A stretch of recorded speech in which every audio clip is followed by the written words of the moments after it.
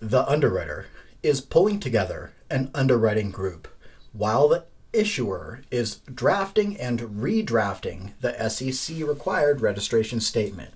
When the registration statement is in its final form, the issuer files it with the SEC.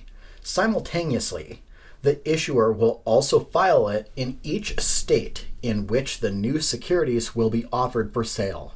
The state filing is referred to as blue skying the issue.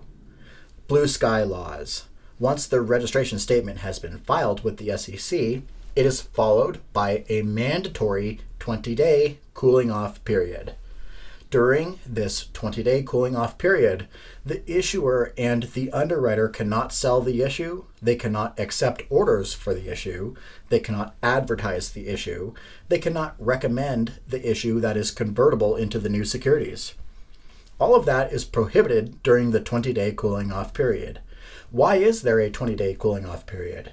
Because the SEC does not want the issuer and the underwriter talking up the stock, promoting the stock in any way that will affect the IPO price in advance.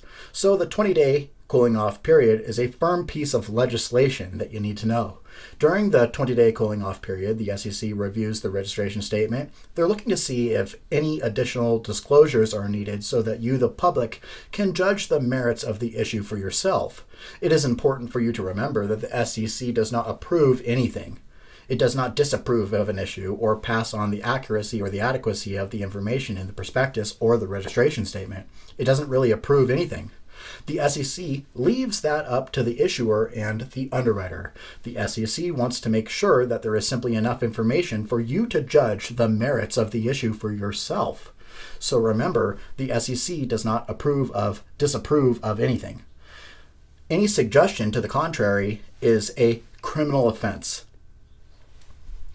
While the Securities Act of 1933 is very specific about what the issuer and the underwriter cannot do during the 20-day cooling off period, it still states that there are certain things they can do. What can the issuer and the underwriter do during the 20-day cooling off period? Well, they can distribute a red herring. This is a preliminary prospectus, and it is stamped on the front in red that the information in this document is incomplete and subject to change. This is sent to institutions as well as qualified individuals. The underwriter is expecting them to place indications of interest. In fact, it is looking for indications of interest in excess of the total number of shares being offered. This information will be used by the underwriter to help it set the final IPO price. During the 20-day cooling off period, they will also do a roadshow. They go around the U.S. talking to institutions. Again, what they're looking for from these institutions is more eye on eyes, butts in seats, indications of interest to help them determine what is a fair initial public offering price for this security. Remember that while the issuer and the underwriter are collecting indications of interest that they will use to set the final public offering price, the SEC is reviewing the registration statement. Eventually, it will complete its review, and it will send a notice to the issuer and the underwriter that says that the issue is effective. This is the effective date. Note that it does not say that the issue is approved. It says that it is effective.